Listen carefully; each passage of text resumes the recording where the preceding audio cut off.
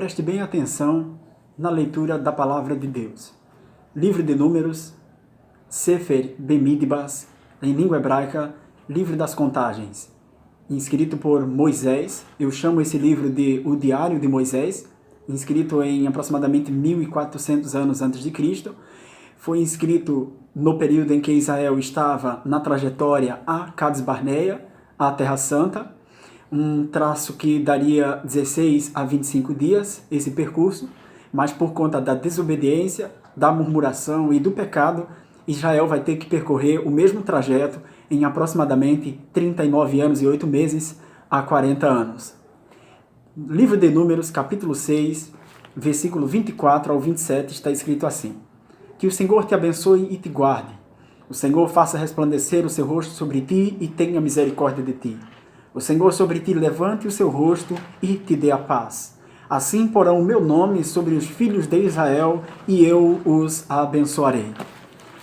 Meus amados, dentro dessa palavra, quero trabalhar o tema A Bênção de Deus na vida do crente. Quero trabalhar o paralelo entre bênção e maldição. Você é uma pessoa abençoada por Deus? Você anda diante da vontade de Deus? Então não se preocupe. A maldição não te tocará. Por mais forte que seja a maldição que tentem contra a sua vida, ela não vai lhe tocar se você for blindado pela bênção de Deus. Eu quero que você entenda a bênção araônica, o texto que nós acabamos de ler, quando Arão, a vara floresce, e ele deixa essa vara dentro da Arca da Aliança, e toma uma vara como protótipo desta, entalha o seu nome e o nome da sua genealogia, esse bordão vira símbolo do seu sacerdócio. Com ele, Arão tocava na cabeça de cada israelita e os abençoava, citando o texto que acabei de citar. Eu quero que você compreenda que quando ele abençoava os filhos de Israel, uma blindagem acontecia na vida deles. É como a camada de ozônio que protege a terra, você entende? Ali a maldição não tocava, o povo era abençoado por Deus e se tornava um povo muito poderoso como era. Partiram em 605 mil homens de guerras na contagem inicial de Moisés. Agora, eles já são aproximadamente, em todas as famílias contadas, 2 milhões de hebreus.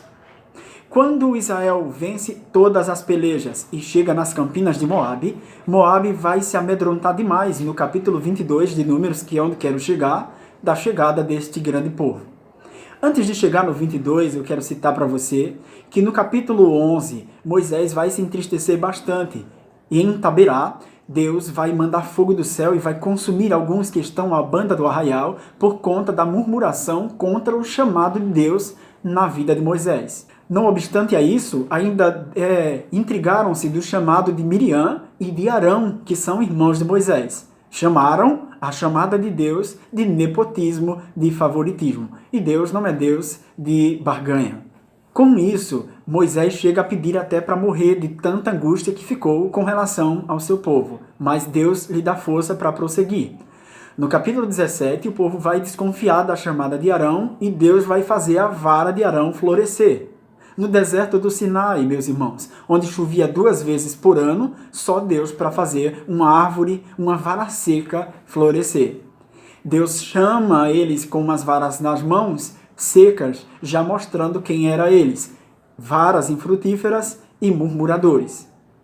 Chegamos no capítulo 22, onde eu queria chegar. No capítulo 22, Balaão vai convidar Balaque para tentar amaldiçoar este povo. Só a maldição pararia o povo de Israel, tamanha a sua grandeza e a força que a Bíblia chama a força do unicórnio, a força do búfalo. Era um povo que veio destraçando os caminhos e assolando as nações. O território de Esbom, o território de Medeba, o território de Ainoã. Nossa, um território gigantesco Israel conquistou com a força do seu exército. Com isso, Moabe se amedrontou e falou com Balaão, que convidou Balaque, que era profeta de Deus anteriormente, deu propina, pagou a ele para que ele amaldiçoasse o povo de Deus. Balaque aceita a propina, albardou a jumenta e partiu para amaldiçoar o povo do Senhor. Você conhece a história da jumenta? E isso me ajuda a ganhar tempo nesta pregação, mas ainda assim converso com você, que a jumenta por 3 vezes empacou e não deixou o Balaque seguir. A jumenta estava vendo com seus olhos um anjo com espada desembainhada em imagem teofânica na dianteira de Balaque. O anjo estava para atrapalhá-lo que chegasse a amaldiçoar o povo de Deus. Mas Deus também abriu os olhos de Balaque e Balaque viu o anjo. E, ainda assim, Deus permite a jumenta falar com ele. Por que me bates, se tenho te servido todos esses anos? E Balaque, enfurecido, Deus abre os seus olhos, ele vê o anjo e o anjo termina de explicar. Por que bateste na tua jumenta? Não fora ela, e eu tenho certeza que Deus daria ordem ao anjo para fazer um sushi de Balaque. Com certeza Balaque seria estraçalhado ou no mínimo degolado por desobediência à vontade de Deus. Aleluia. Nesse trajeto, Balaque ainda prossegue, mas o anjo diz, apenas falarás o que Deus ordenar. Estamos prontos para concluir a mensagem, mas eu quero te citar que por 3 vezes, Números 22, versículo 6, versículo 11 e versículo 17, Balaão diz, este povo é mais grande do que eu. Vem, pois, agora, rogo-te e amaldiçoa-o. É montado um altar, é feita uma oferta aos deuses estranhos e Balaque levanta a sua mão para amaldiçoar o povo de Deus.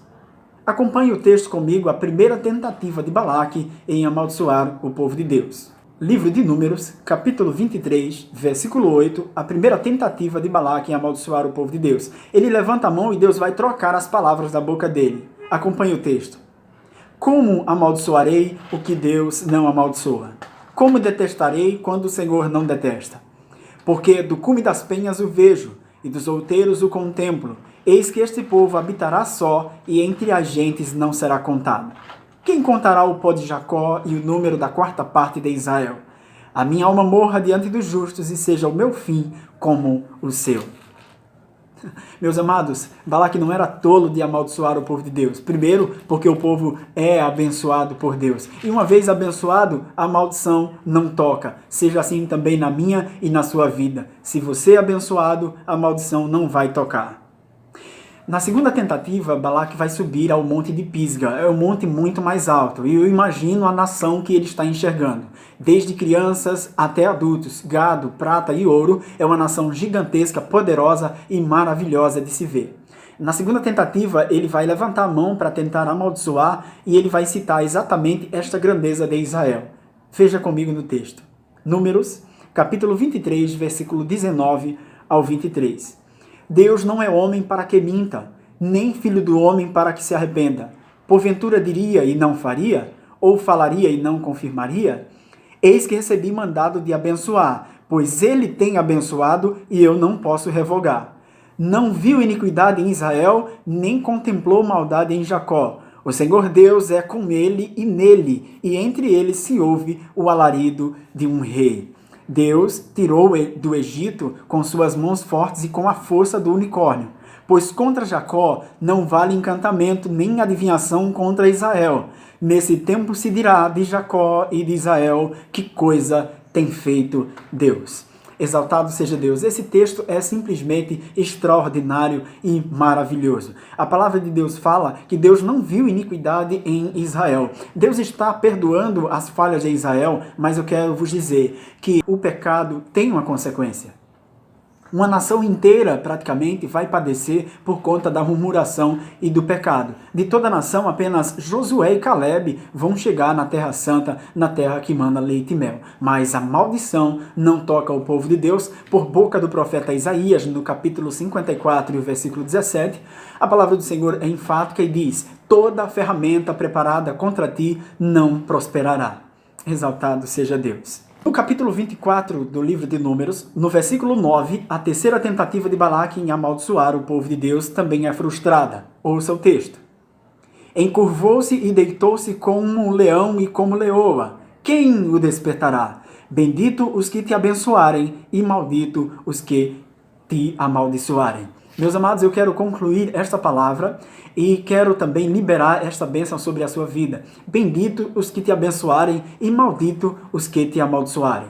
Concluo também com o texto inicial que lemos. Que o Senhor te abençoe e te guarde. Que o Senhor levante o seu rosto sobre ti e tenha misericórdia de ti. Que o Senhor sobre ti levante o seu rosto e te dê a paz. Em língua hebraica, Yevar Elihe Adonai Veish Mereha. Irai Adonai panavele haverone haissá, Adonai panavele haveia shebleha shalom. Com esse texto, em língua hebraica, Arão, com um cajado, abençoou os filhos de Israel e de maneira alguma a maldição os tocou.